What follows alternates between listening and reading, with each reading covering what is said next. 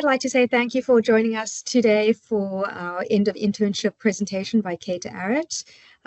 She is our pre-program conservation intern here at the Georgia Archives and has been with us for the past 10 weeks.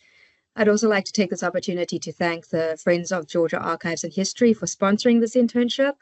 It is with their help and support that we've been able to continuously have this internship, and it's a wonderful opportunity to allow people entering conservation to gain skills and knowledge about the profession in a hands-on setting. So with that said, I'm going to hand over to Kate, and she can tell you about her time with us here at the Georgia Archives.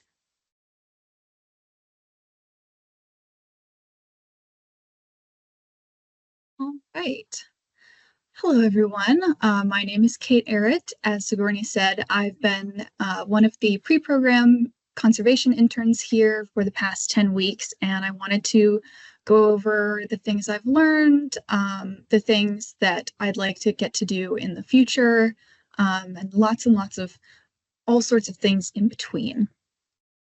So I'd like to start with just talking a little bit about myself, who I am. I grew up mostly in the South, in North Carolina from when I was pretty little, and then Georgia from middle school onwards. So I'm actually I don't live too far off from here, so it's nice to be able to go home on weekends. Outside of conservation, I do many things. So We have stopped sharing, unfortunately. I do not know why.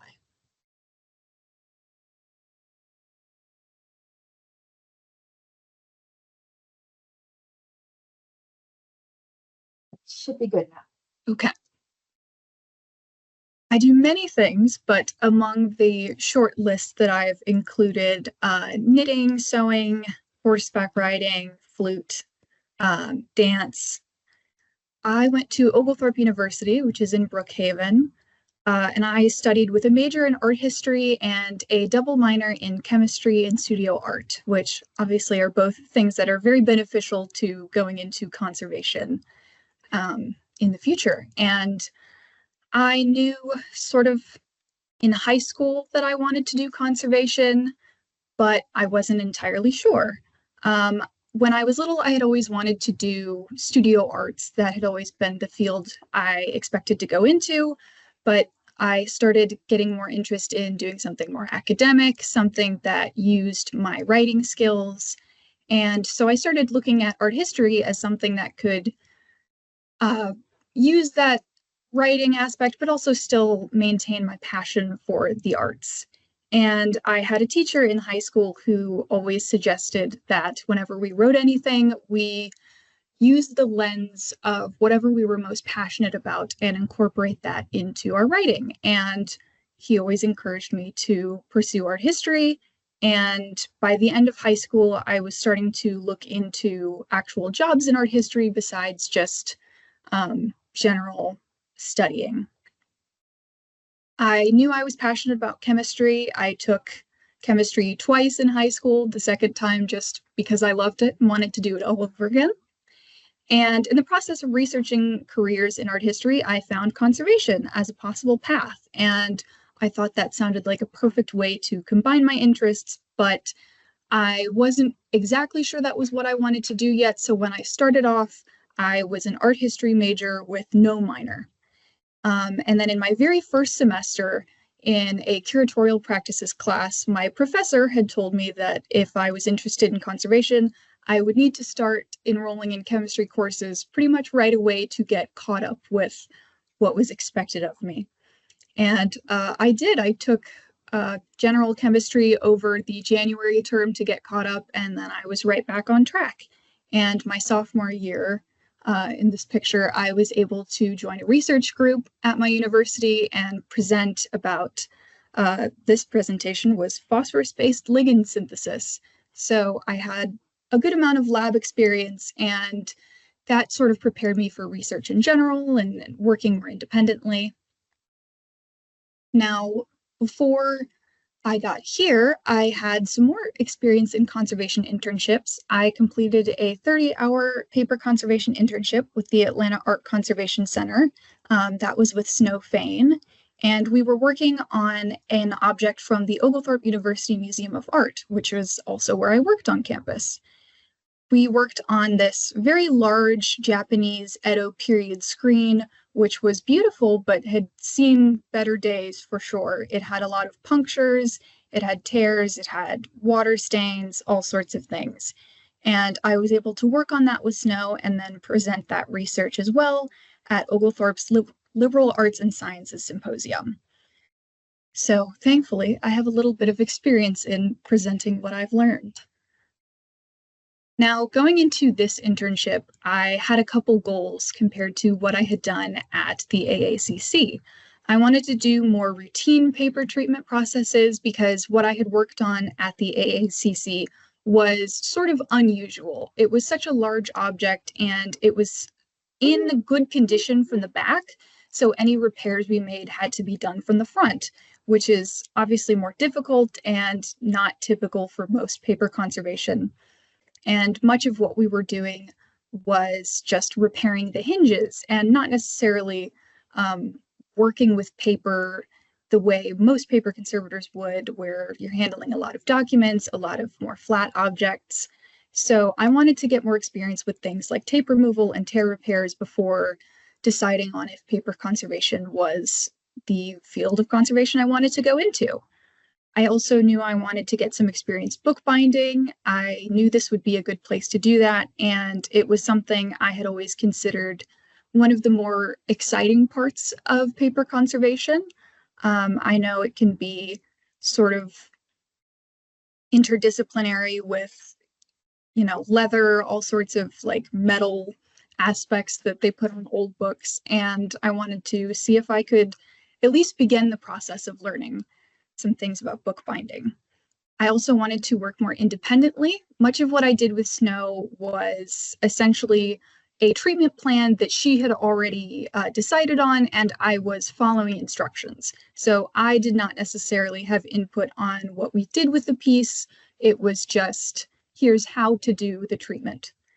So here I figured working on a greater variety of objects and also getting to work on some things that I brought in from home, I'd be able to learn more about how we make those decisions and get some more confidence making them myself.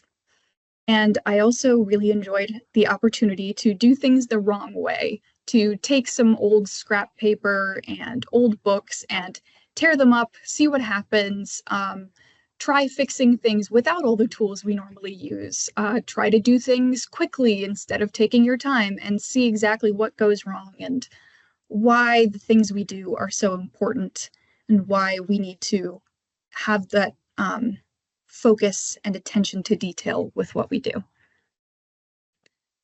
So some of the first things that we were working on was beginning bookbinding. And we started with case binding, which is the most common method for hardcover books. So we would cut out the signatures and sew them all together and then use those measurements to create our hardcover. And the first books I made were a little wonky. While I had an easy time with sewing the signatures, there were some problems with the case construction. You can see the spine on this book isn't very round. It's still pretty flat. And here on the actual book pages, they had gotten quite wrinkled. The end pages, having glue on them for too long, they just didn't cooperate when gluing them down. And since I don't have a lot of experience in bookbinding, obviously I was not very fast at doing this, and it got quite wrinkled by the time I glued it down. So there was a lot of room for improvement.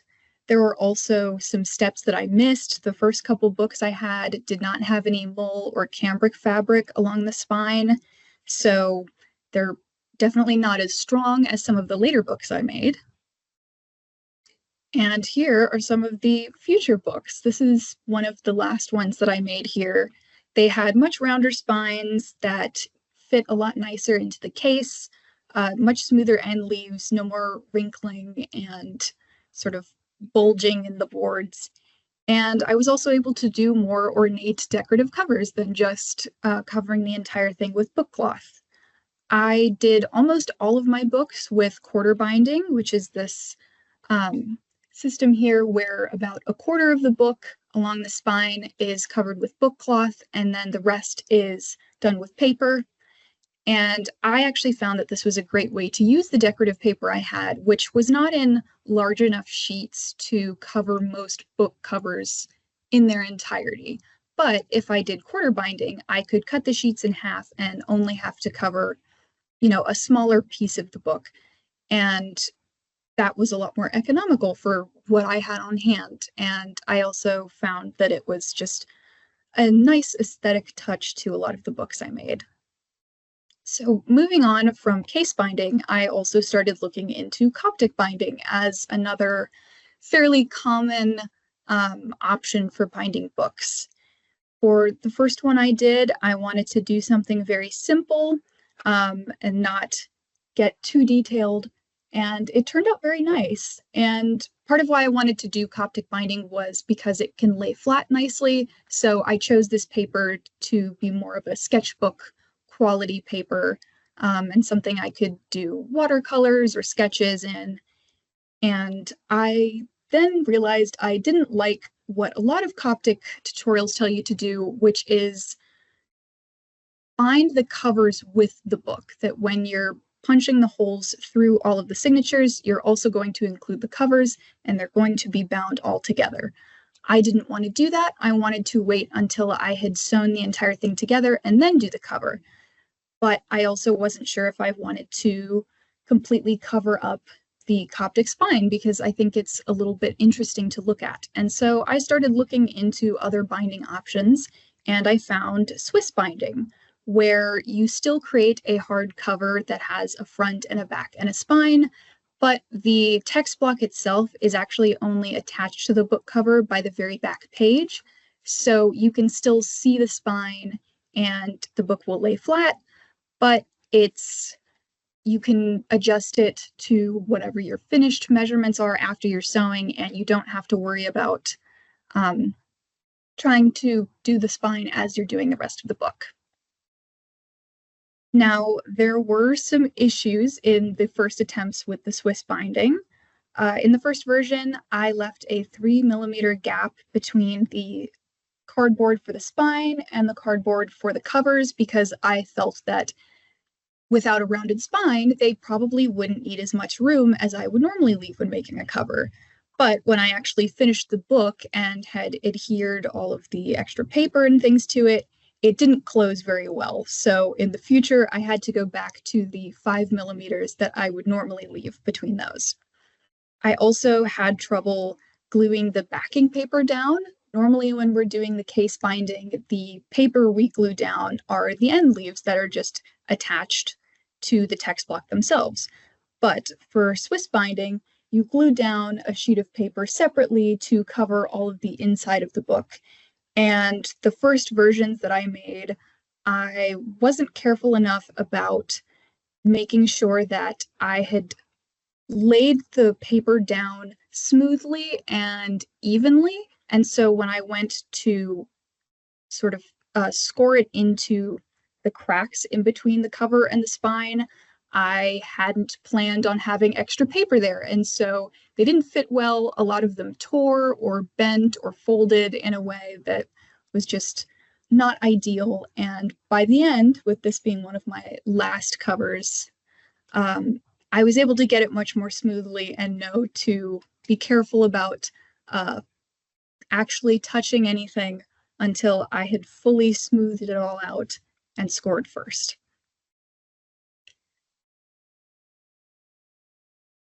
After I did that first sort of basic Coptic binding, I was interested in doing something a little more experimental and decorative. So I started looking into maybe doing a sort of patterned Coptic binding.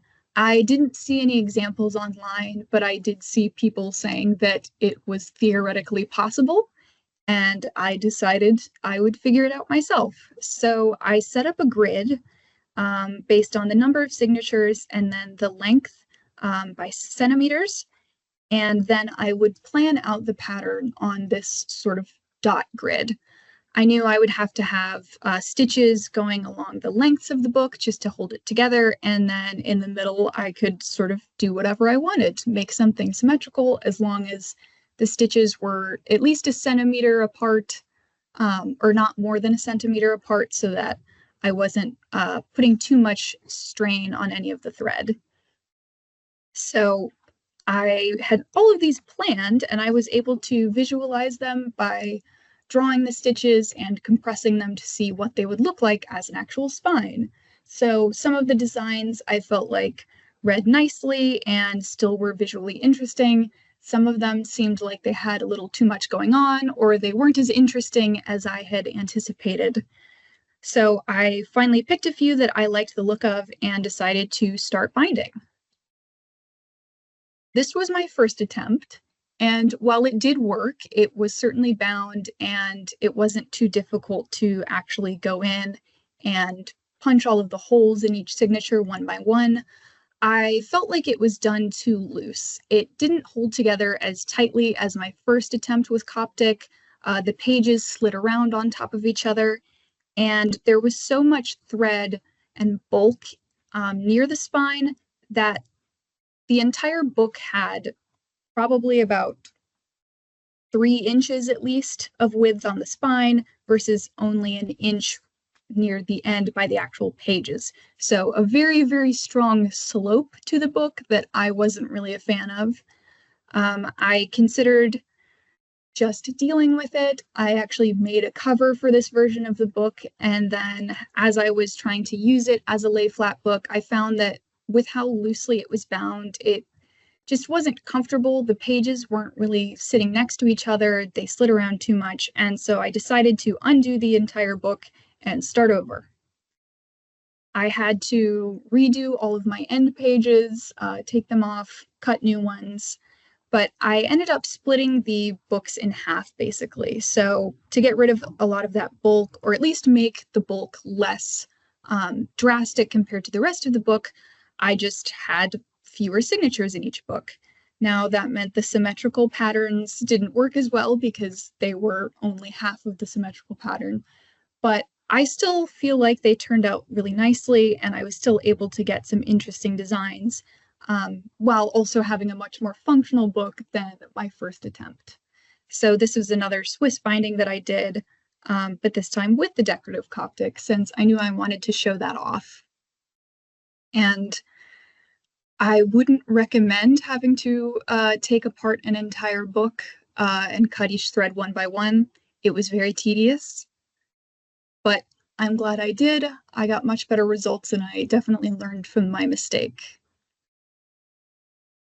One of the other tasks that we started doing after sort of getting a lot of experience bookbinding was backing removals. This was something I had no experience in at my previous internship, so I was in completely uncharted waters, and my first attempt on the mock-up that Sigourney prepared for us definitely showed. I was pretty happy to go at it with a scalpel, and it went all the way through the paper multiple times, which of course, since this was a mock-up, was okay, but on a real artwork, obviously was not a good idea. And I didn't have the strength in my arm that I really needed to, work at this for a long time. I hurt my wrist at one point working on this and had to take a break. So there were some issues along the way, but I feel like I improved much more once I had to actually start doing backing removals on objects. So this was the end result of that first mock-up backing removal, with many, many holes and tears and a lot of skinning from the paper, trying to take off the board too quickly and getting a little overzealous. And the paper itself is very wrinkled and uneven.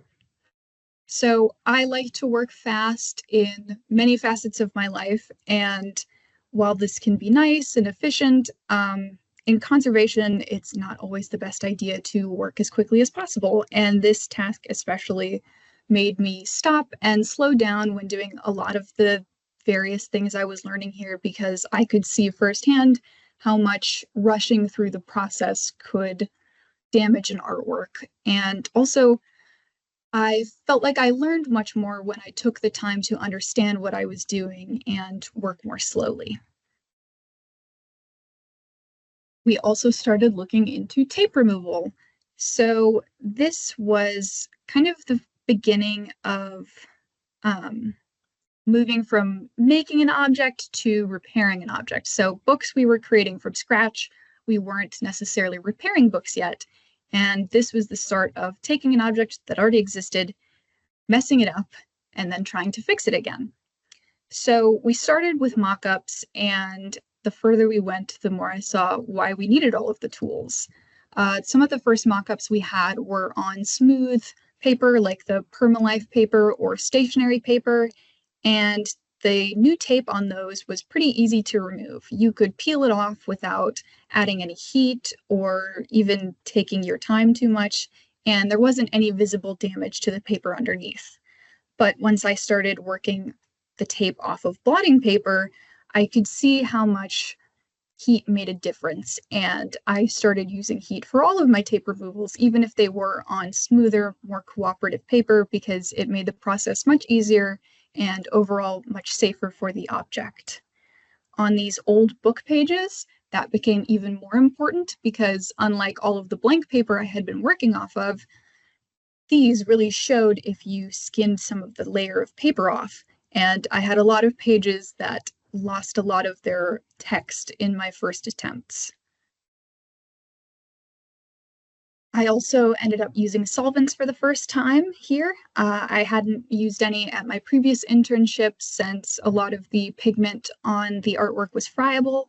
So I actually, even though I have a chemistry background to some extent, I wasn't really confident about how to use solvents with artwork, and I wasn't super aware of, what were the best solvents to use on objects like this.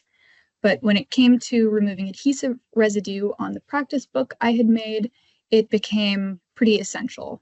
I set up that practice book for myself to get more experience with all kinds of tear repairs and all kinds of tape removals. So I went through the book, tore it, fractured it, cut it with scissors, and then I would go through and use different kinds of tape all over it, labeled each page, and then went through one by one, took the tape off, and repaired the tears.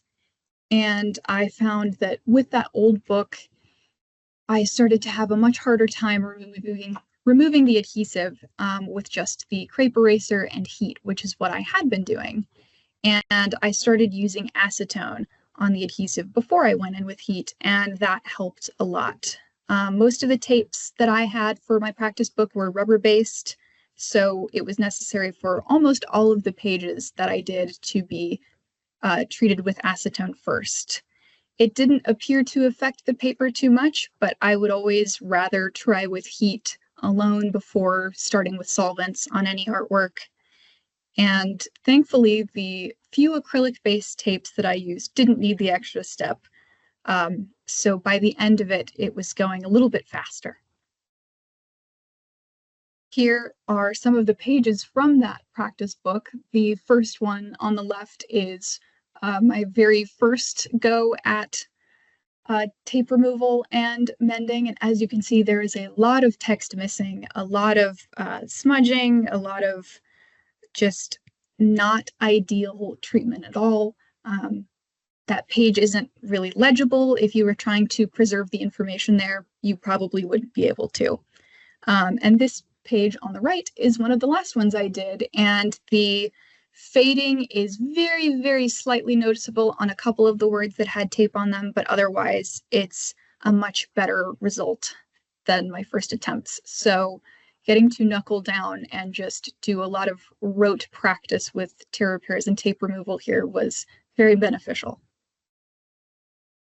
Now, I did have some experience with tear repairs at the AACC, but there are some differences in the materials we were using and the techniques.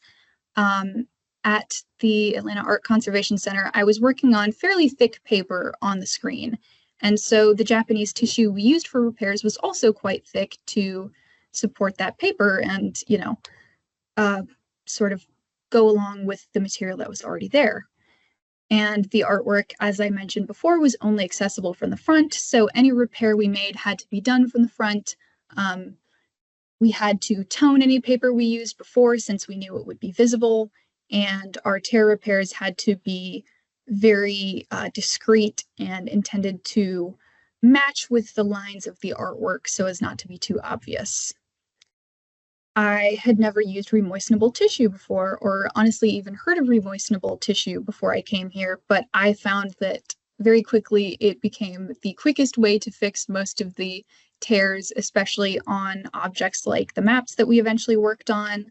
I had a little bit of trouble using it at first because it was so thin and often sort of stuck to things in ways I didn't want. It tore easily, so sometimes the strips I cut were already falling apart by the time I got them to the object, but the more I used it, the more confident I became with it, and now it is my go-to if I'm working on some tears.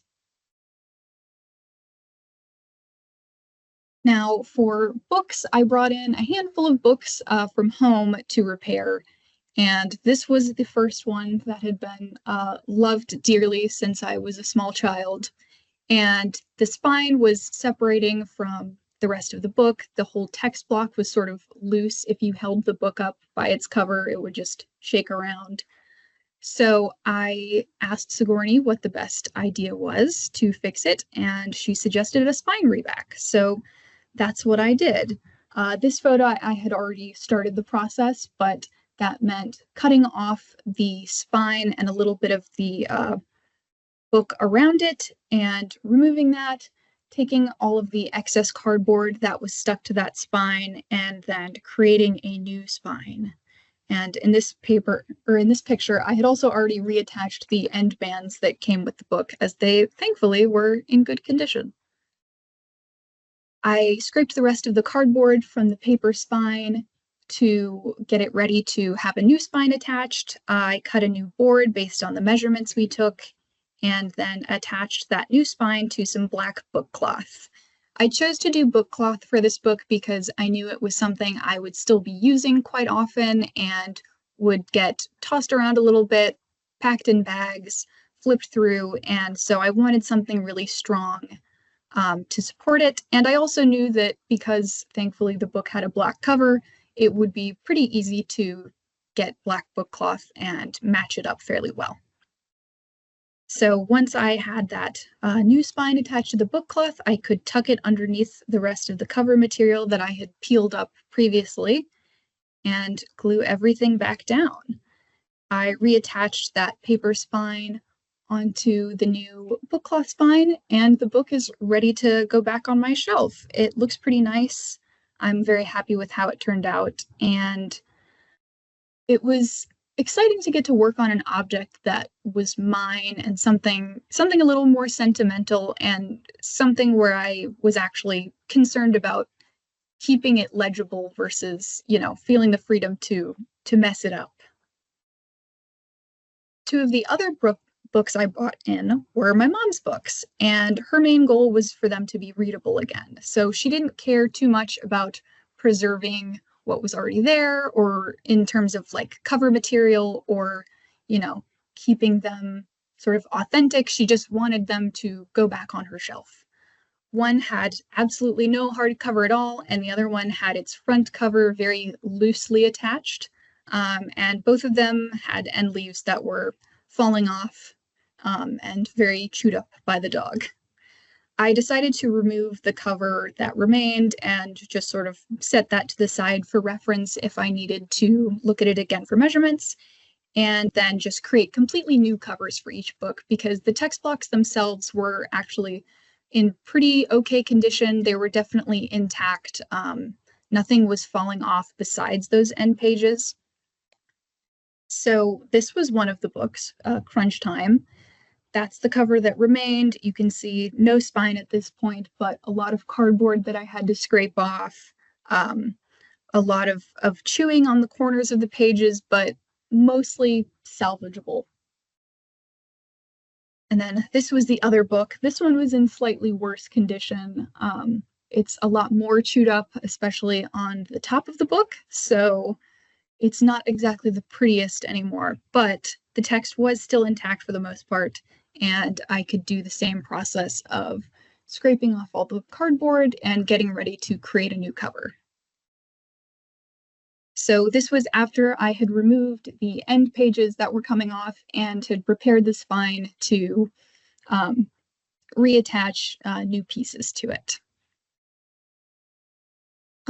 For double shot, here I actually still have the end leaf attached in this photo, but I ended up removing it eventually because it was in the way, and also I wanted to make sure the end leaf that I had on the front of the book and the back of the book matched, and since it was already missing on the back of the book, I didn't feel like there was a reason to keep it on the front. Here they were, all ready with new end leaves glued on. So already just doing that, I felt like they had improved a good amount. And you can see with double shot is the one on the right, that one corner that was very chewed up. So I had to be a little cautious with that corner because I knew it wouldn't adhere as easily as the rest of the book, but it worked out with enough extra care taken. Here I had attached some new faux headbands onto them just to make them look nicer. They had headbands attached, but they were so chewed on that I decided to just get rid of them and create completely new ones. And at this step, I had gone ahead and added an Oxford Hollow to each. Neither of the books actually had Oxford Hollows in their original binding, so hopefully they will be a little bit easier to read now and a little bit more stable in the future. So once I had that text block at that point with the Oxford Hollow glued on, basically ready to go into a new case, I measured and cut some boards for a new cover. I used the same math that we use when we're creating a book from scratch. So I add 6 millimeters to the height of the text block and 3 millimeters to the width to get a new size for the cover. And that worked perfectly with crunch time. There was no dust jacket for this one, so I didn't have to worry about trying to fit it with a dust jacket or trying to just match the colors and make them sort of aesthetically aligned. But I did end up using some more decorative papers since there is no dust jacket and it'll be on the shelf just as is. I also kept the quarter binding style that the original book cover had. As I said, I think it's a much easier way to use decorative paper, and it's also just nice aesthetically. But I did choose different colors than the original. So here it is, all bound in its glory. This one turned out very, very nicely. I'm very happy with this one. It's much easier to read. It should be much more stable than it was before when it was just loosely held together pages with no covers sitting on our bookshelf. So this one is ready to read again.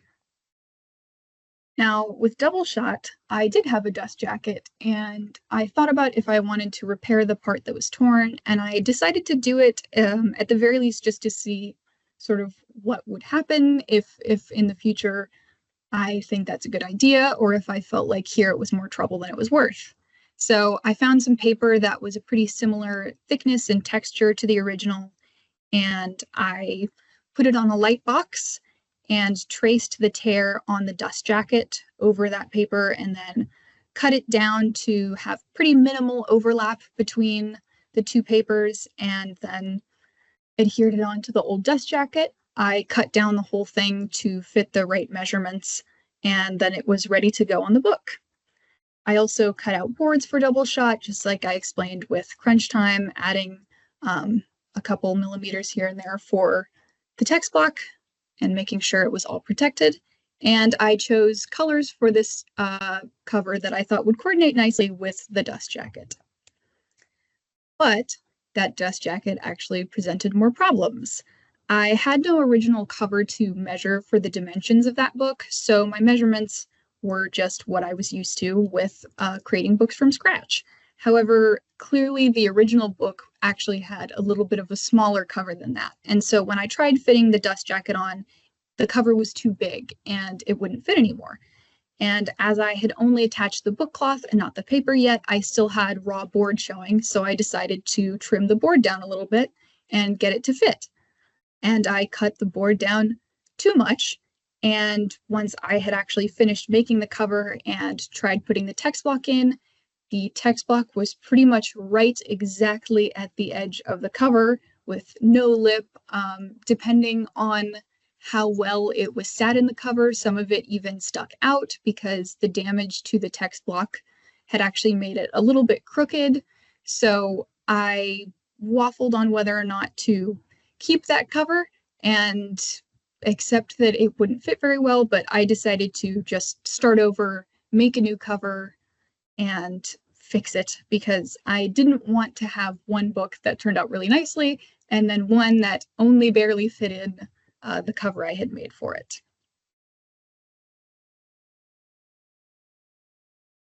So, making a new cover, I decided to take the original measurements I had and then also measure what I had cut down that too small version to make sure I didn't cut it to that same width again. And then I had to sort of estimate exactly where in between those two numbers I wanted to go for the real cover.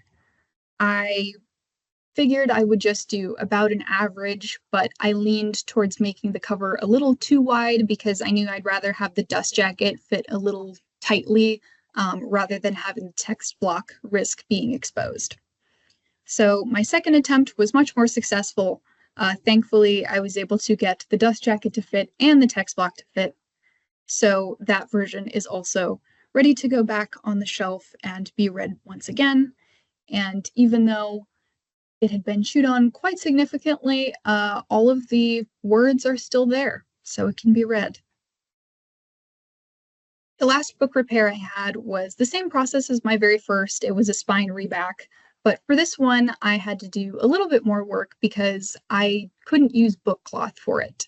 It was a very specific color for the spine, and so instead I used Japanese tissue and then toned it to match the rest of the book. Here you can see my experiments. This took a lot longer than I anticipated, even as I've had to tone paper before, but this was a lot more. It was difficult to get the ratio of red to blue correct. I kept making versions that felt too blue or too red, and eventually I found a color that I felt looked pretty nice. I did 2 layers and then went and attached it. As you can see here, it's not a perfect shade match. If I was working on this as an actual object and not just something that I own, I would probably have done a 3rd coat of acrylic to tone it a little bit further and get it to match. But since this is my family's book and it does actually have a dust jacket that will cover most of this, I figured I was fine leaving it at 2 coats and attaching it as is.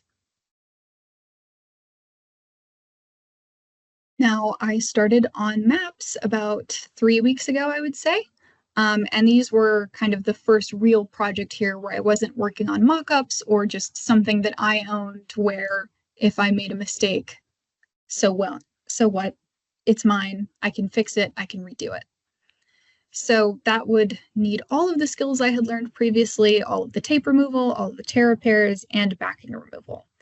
This is the very first map that I worked on, which had this paper backing attached around all of the edges of the map, and then also it was attached at any areas of tears or losses, so unfortunately not as simple as just removing at the edges.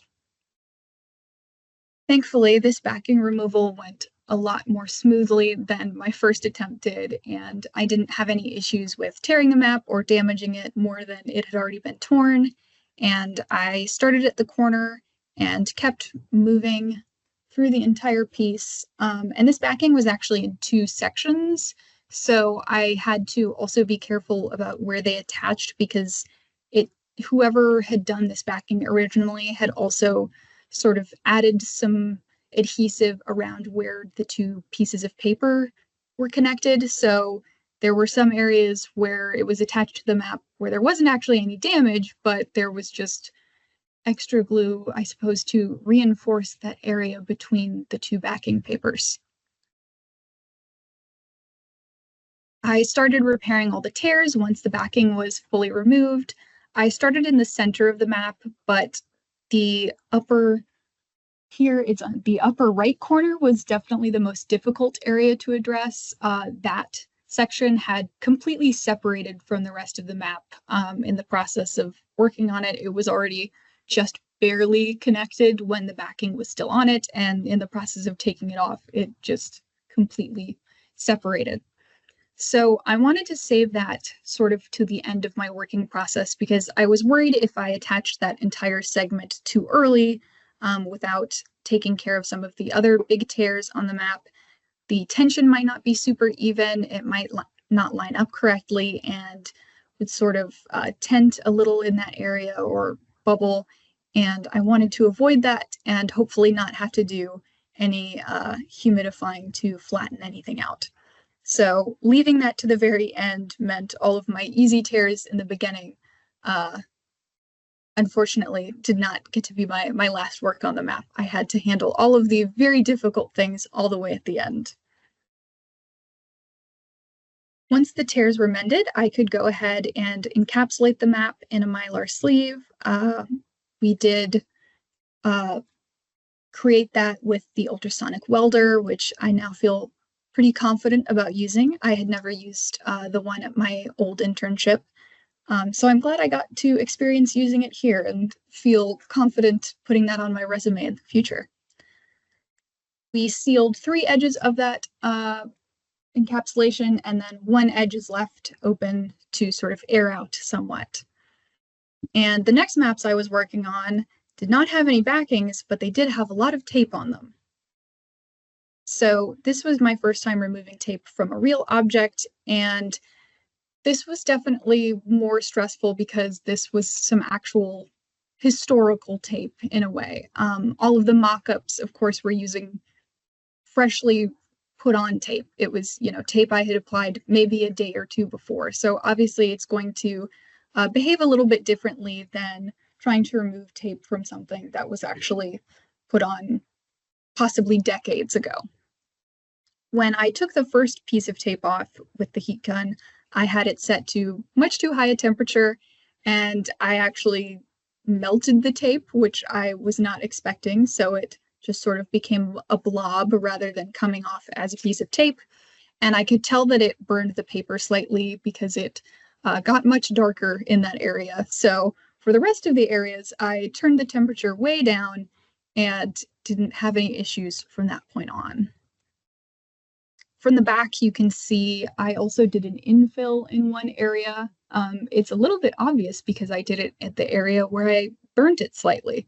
So right here, lighter piece of paper is the infill, and then the darker area around it is the original that had been a little singed.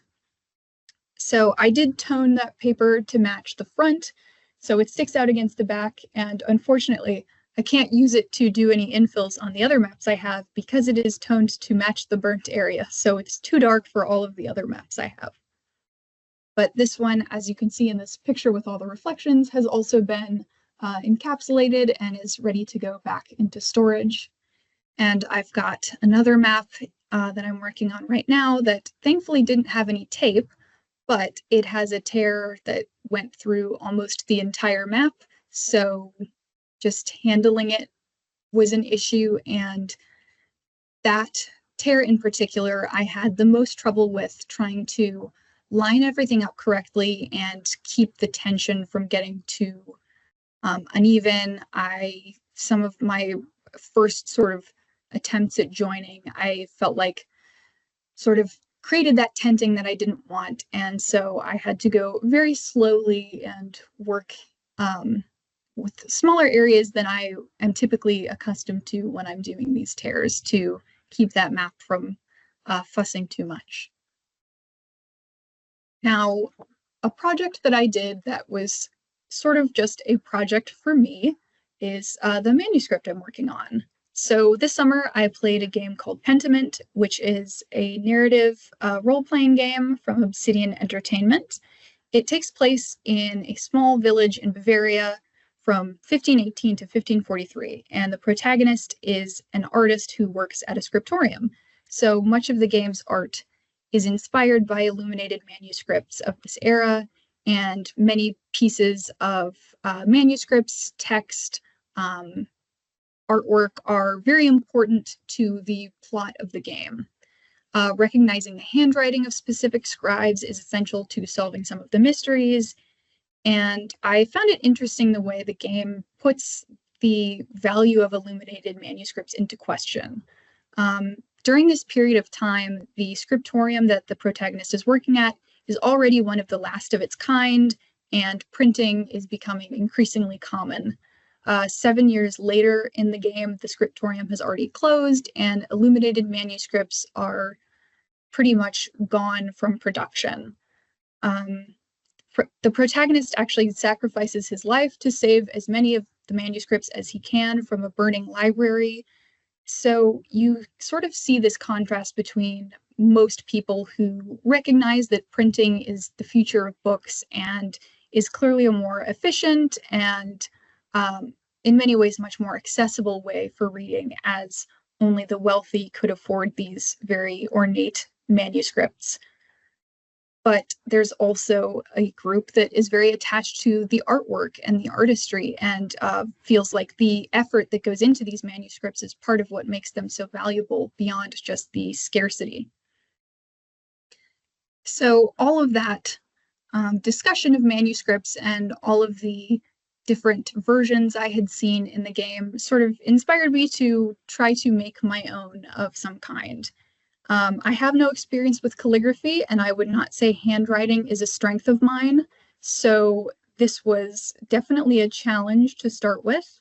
I have fountain pens, but nothing set up for calligraphy, so there was a lot of work I had to do before I could even start. I also wanted to have somewhat authentic materials, even though I knew I wasn't going to buy actual vellum because that would be so expensive.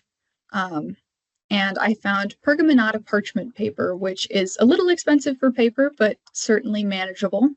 And while it is 100% paper, it's made to mimic parchment. So it has the translucency that parchment has. It has a very smooth texture and a little bit of like a pattern to it almost, that mimics, the natural skin that vellum has. So I bought 4 sheets of heavyweight pergaminata paper, and I got started making my signatures. But once I had all those signatures folded, I realized I obviously couldn't write anything down until I actually felt confident with my calligraphy. So I taught myself black letter calligraphy. There are many styles of that which have been used in illuminated manuscripts. The kind that I was familiar with in Pentiment was textura, but there's uncial, batard, rotunda, fracture.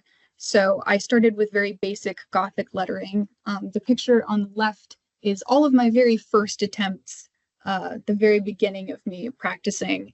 And on the right is some of my further experiments, which I know I can tell that I had improved a lot already in just a little bit of time spent with calligraphy. And I actually was able to get comfortable with it much faster than I had expected, considering I had never done it before and I don't have good handwriting. So I decided to write in rotunda, but first I had to rule all of the pages, which is done by, can you see it very well on this? Not really. You take a sheet of paper that's the same size as your signatures, and you create a sort of map of the page using a bunch of geometric guidelines. So it's a lot of going back and forth, dividing different sections in half, a lot of triangles, a lot of very, very careful measurement to get everything lined up. And then you have the box that you're going to write in. But you still have to do all of the ruling yourself. I decided to have a 9mm ruling because it was large enough that I could still write fairly big, since I wasn't confident in doing calligraphy very small, but it would be able to fit a reasonable amount of text on one page. So once you have these guidelines in, you actually go into your guide sheet and you punch holes along all of the rule lines and along the vertical lines that mark where your box starts and ends. And you take that guide sheet, you put it on top of all your signatures, and then you punch those holes again. And that's how you get those guides for all of your future signatures. Once I had all of the holes punched, I went and used the light box. This just makes it a lot easier to see the holes that you've punched, and also check the symmetry once you fold the signature together again and make sure that both of the boxes line up. And I was able to rule all of it. Thankfully, because it's a translucent paper, you only have to do one side, because otherwise it would take twice as long. I was able to begin scribing the book I chose, which was Madame Bovary. I chose this based on mostly accessibility. This was a book that I had on hand, but it was also a book that was significant to me growing up and was something that I felt would be interesting to write and interesting to sort of read a second time in the process of writing it again. It's very slow. I found that in writing 16 pages of the manuscript, I got through about 4 pages of the actual book. So the 16 signatures I have will maybe take me up to chapter 3 if I'm lucky. But I'm okay with that. I'm all right with not having it be a complete book, because I'm doing this more to sort of experience what the process of making this manuscript is like. It's a little finicky. There's no fixing typos or errors since you're writing in pen. And it's a lot of looking back and forth between your book, the manuscript, the calligraphy guide I'm using. Much slower than obviously writing anything by hand would be normally. Once I had made some progress scribing, I decided to start doing some actual illumination, because the illumination refers to all of the gilded elements, not just writing in a nice font. So I decided to start off with this pattern that goes along the edges of all the pages. And I'm using metallic watercolors because I don't know how to gild or have the tools to gild, and I think using metallic watercolors is going to go much faster than actual gilding is going to do. So I have more measuring with a grid once again, lots and lots of doing that to get a manuscript that looks half decent. I go in, make the grid with pencil, start drawing the pattern directly in fountain pen, and then I can erase the pencil lines and trace this pattern right onto the back of the paper. So I only have to measure the grid once, thankfully. Once I do that, I can start drawing the inside of the pattern in pen and add watercolor, and by the end, the entire edge is metallic, and as you move the page, it shimmers in the light, and it looks much better than I had expected, since it was my first attempt. And even though it's very tedious, I am going to do it for every single page, because I have something in me calls me to keep doing this. So this project will definitely not be finished while I'm here at the archives. It's something I'm going to continue working on just in my personal life and potentially at future internships. Who knows? It's going to take a very long time. I also plan on doing a Coptic binding for this manuscript so that I don't have to wait till it's completely sewn to make a cover, because I don't have the tools or the means to make a cover necessarily just at home. So I'd like to at least get the boards finished here, and then I can just attach them with the rest of the book once it's all written and done.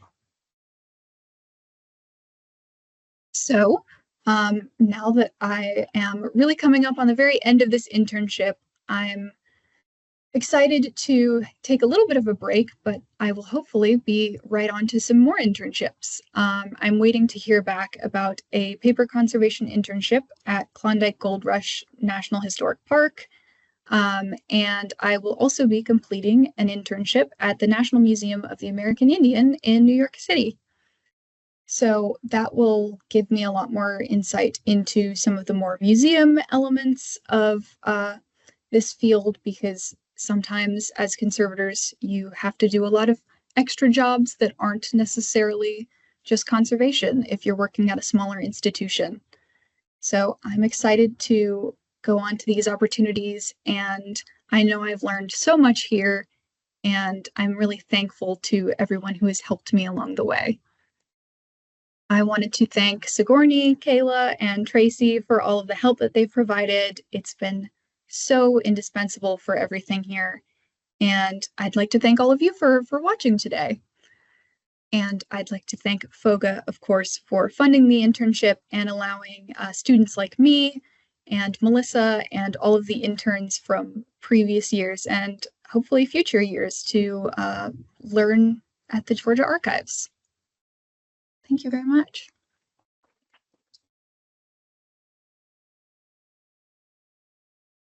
Thank you, Kate.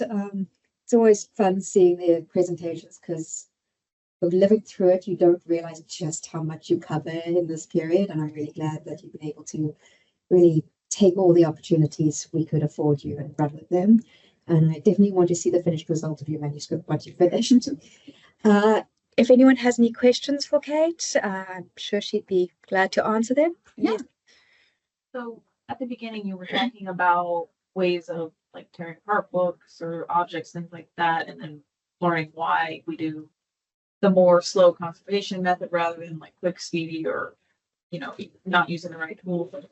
Out of those methods of learning, which I don't use this method. Which one did you enjoy learning about the most in terms of like the repercussions?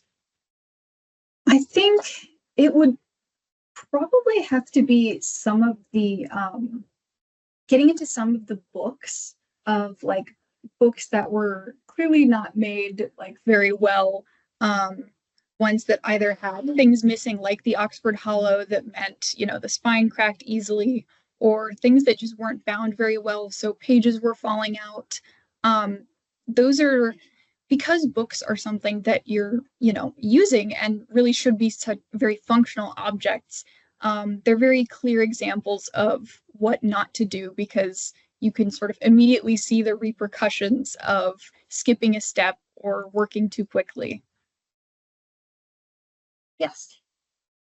A question, but more common. We saw your books when we had a tour come through for FOGAH, and they came and looked at your books, and I honestly, some of us didn't know what one of them was. It was your dog book, because we couldn't tell that it had been taken apart.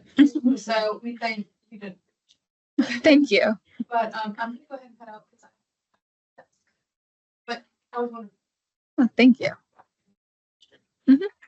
With illuminated manuscripts now, how confident would you be if you were to work on a project with them? Not so much making them, but like potentially repairing or just at least understanding like the process behind how they're made. I feel definitely confident on understanding how they're made. I think the biggest issues would probably be like the inks and pigments that they used. I'm of course using just a modern fountain pen ink, but there's a lot of variety in what would have been used then, and a lot of it is probably unstable or very friable. And so I'd have to do a lot of testing first to make sure I even wanted to, touch a lot of the work itself. But I think I definitely feel comfortable with sort of putting it back together or like repairing some of the binding elements of the manuscript. Yes. So, I guess this is the question. Do you have the manuscript book here, the limited manuscript? So I would love to see that shimmer. Yes, I do. So I've only done a little bit of, I've done maybe 4 pages completely with the illumination, but absolutely, I would love to show them off a little bit. People see my handiwork. Yes. You mentioned that you worked with different types of paint, so like the metallic watercolor and the acrylic. Do you have a favorite type of paint when working with like a conservation context? I enjoy working with watercolors because it's so they're very easy to control, I feel like, in terms of how concentrated they are. I also like just how easy it is to remove watercolor from a lot of things if you are trying to undo, versus acrylic that's definitely not as reversible as something like watercolor.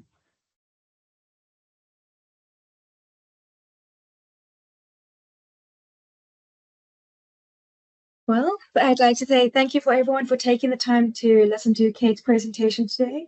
I know that we're going to miss having her in the lab and seeing all the projects as they unfold. So thank you again, and I hope you have a wonderful day.